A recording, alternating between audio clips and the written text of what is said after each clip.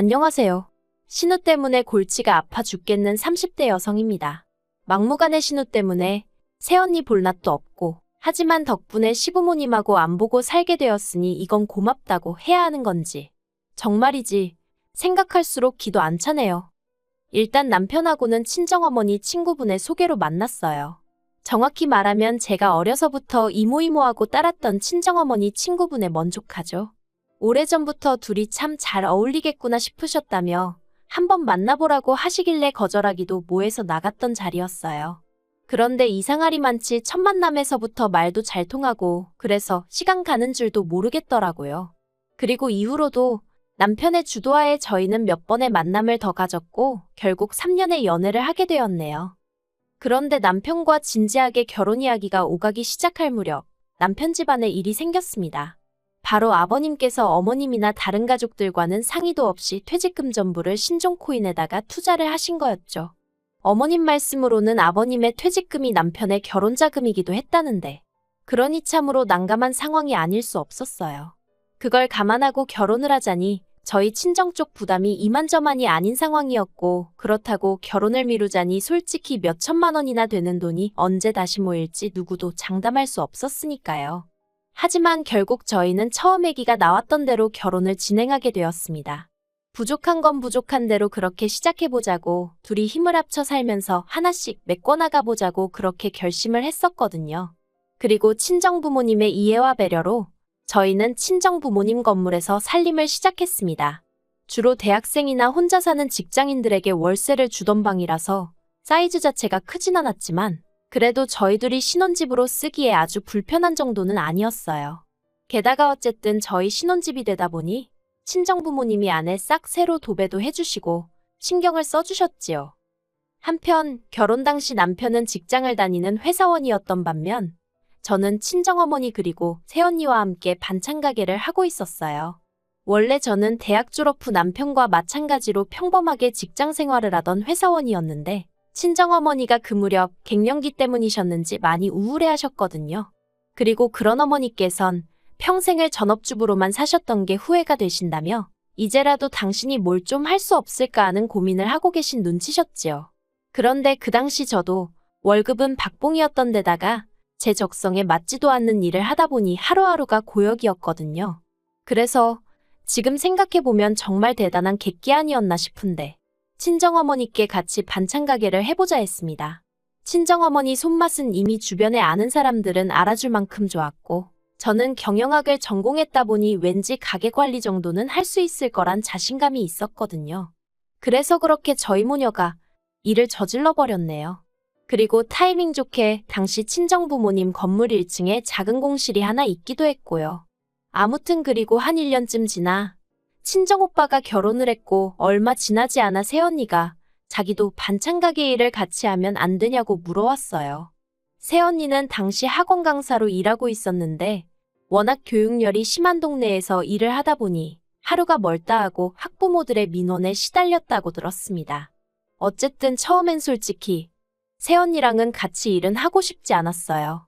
그때까지 새언니랑 그럭저럭 잘 지내고 있었는데 괜히 일로 얽히면 좋은 사이가 틀어지는 거 아닌가 걱정스러웠으니까요.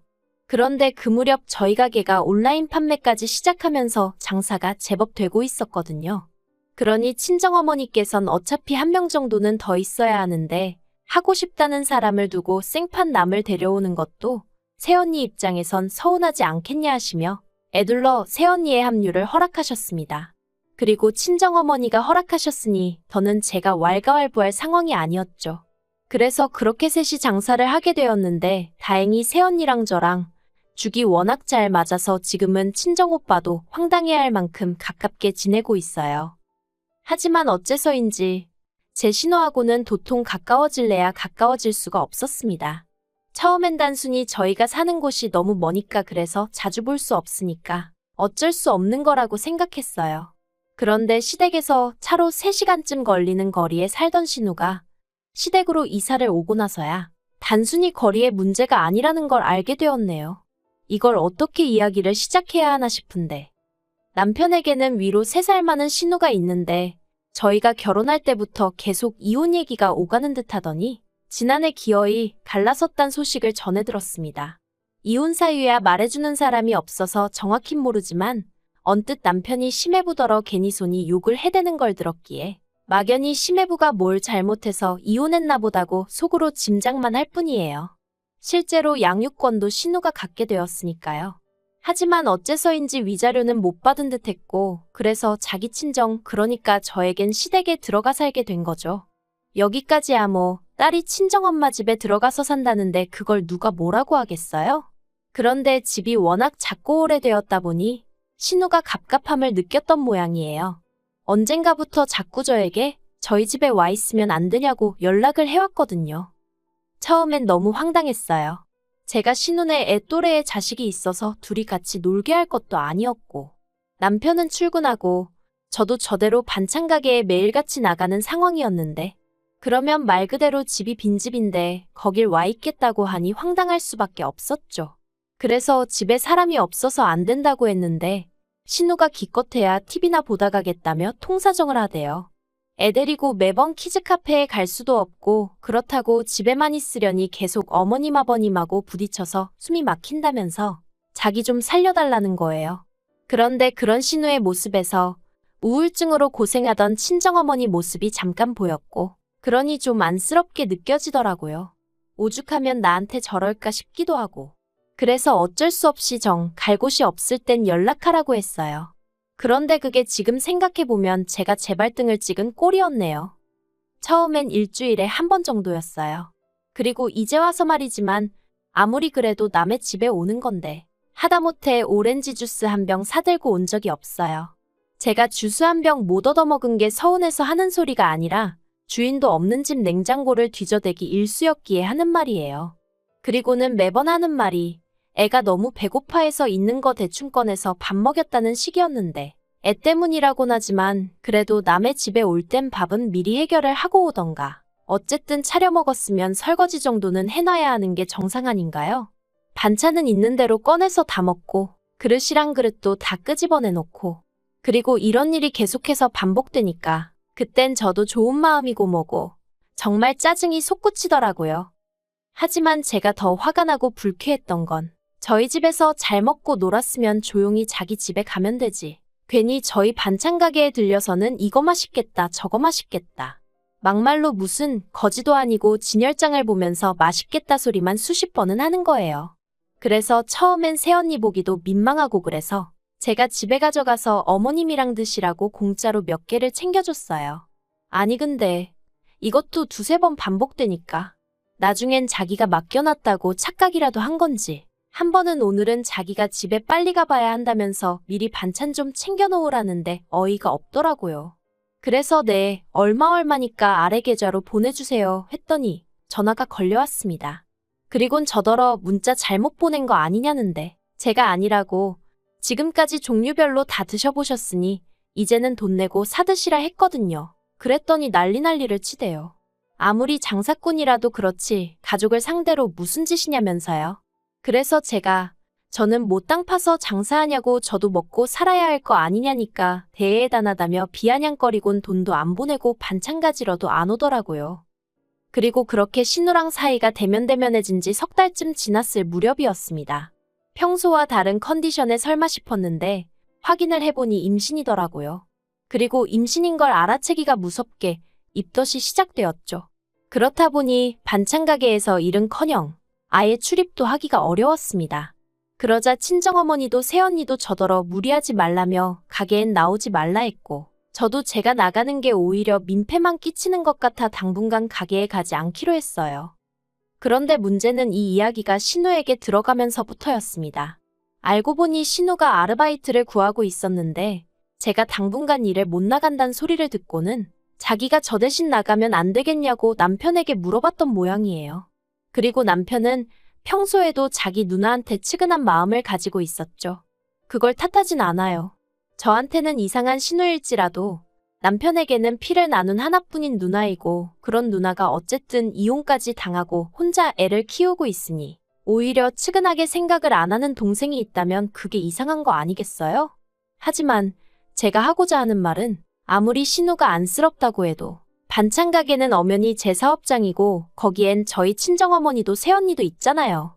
그래서 남편에게 미안하지만 그건 곤란하다 했어요.